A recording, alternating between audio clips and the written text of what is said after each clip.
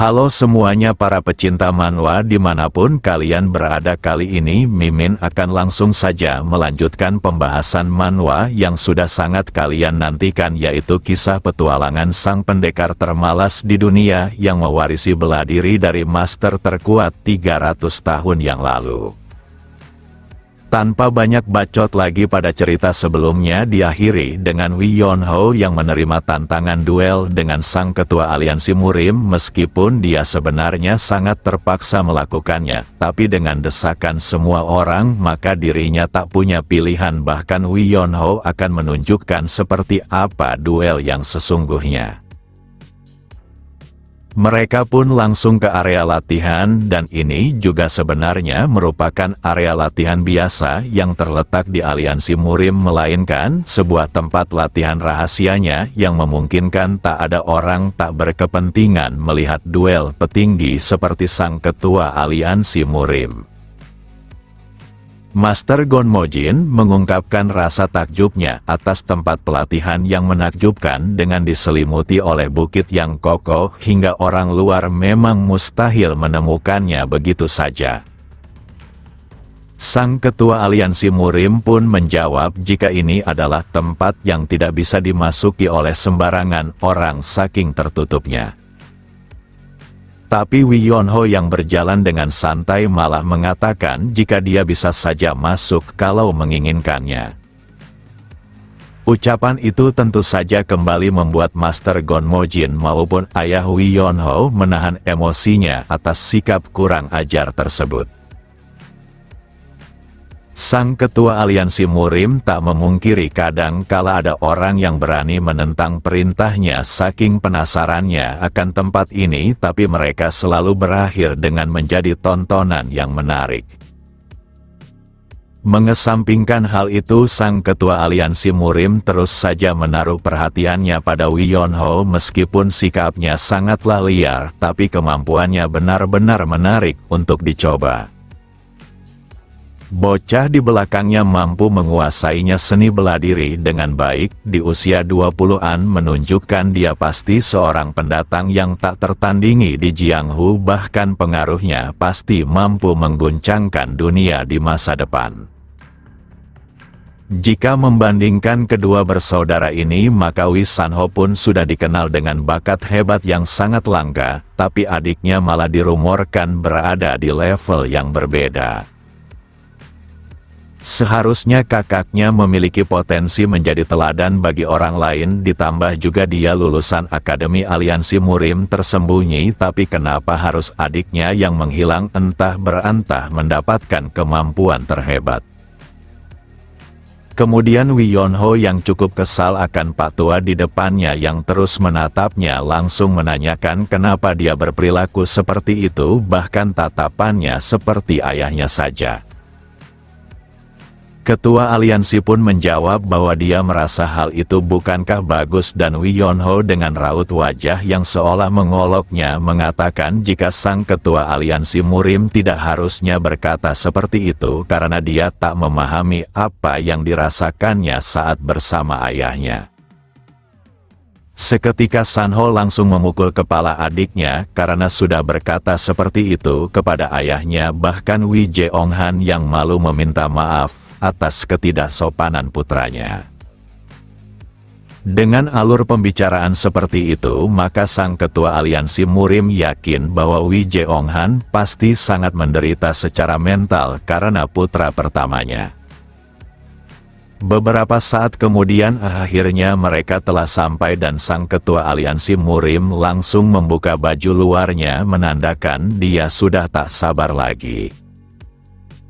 Berbanding terbalik dengan Wi Yonho yang masih bersikap santai, bahkan kedua tangannya masih berada di belakang punggungnya.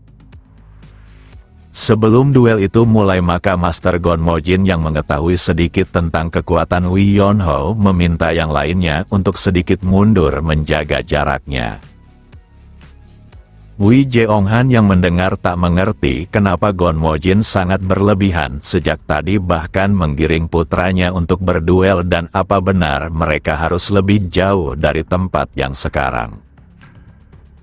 Master Gonmojin cuma meminta maaf karena ini untuk kebaikan semua orang dan sebentar lagi semua pertanyaan serta kebingungan Wei Jeonghan akan terjawab. Tak hanya itu, dia juga meminta baik Wei Jeonghan sang pedang kebenaran serta Wei Sanho pedang pembantai iblis untuk melindungi yang lainnya. Raut wajah Master Gonmojin sangatlah serius karena dia memiliki ketakutan besar di mana sang ketua aliansi Murim akan kalah hingga anak seperti Wei Yonho takkan bisa terkendalikan lagi mengingat temperamen serta sifat pemalasnya yang di luar nalar.